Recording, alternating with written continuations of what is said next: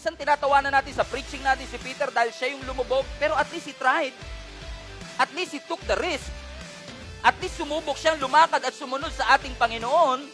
Lumubog siya, pero at least lumabas siya sa bangka niya. Pwedeng lumulubog. Pastor pa naman na nagpipreach ng Jehovah Jireh, pero hindi mismo maranasan yung provision sa kanyang buhay. What a shame! Pastor nagpipreach na kagalingan, pero siya mismo may sakit.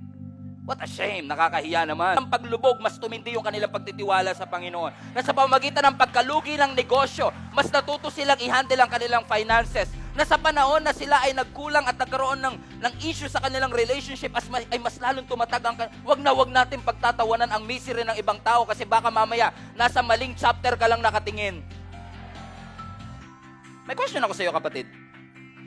Tuwan-tuwa ka na hindi ka lumulubog, di ba?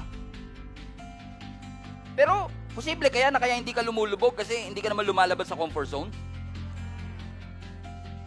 Gustong-gusto mo kung nasaan ka naroon. Christianity will always shout conviction, not convenience. Christianity will always shout conviction and not comfort. Serving the Lord is getting out of your comfort zone. Helping the needy is getting out of your comfort zone. Going to church is getting out of your comfort zone.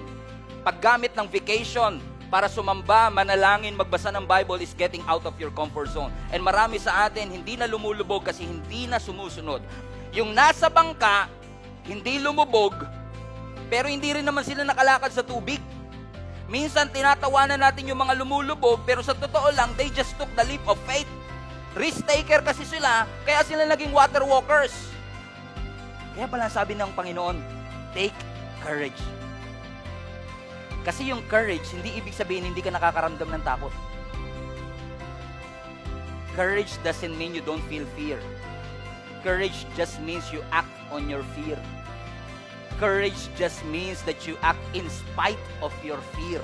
Nakakaramdam ka ng takot, pero hindi ka nagdudwell sa iyong takot. Natatakot ka sa future mo, pero sumunod ka pa rin. Natatakot ka sa future ng family mo, pero nag-full-time ka pa rin. Natatakot ka sa future ng career mo, pero nagse-serve ka pa rin. Natatakot ka sa future ng family mo, pero dinadala mo pa rin.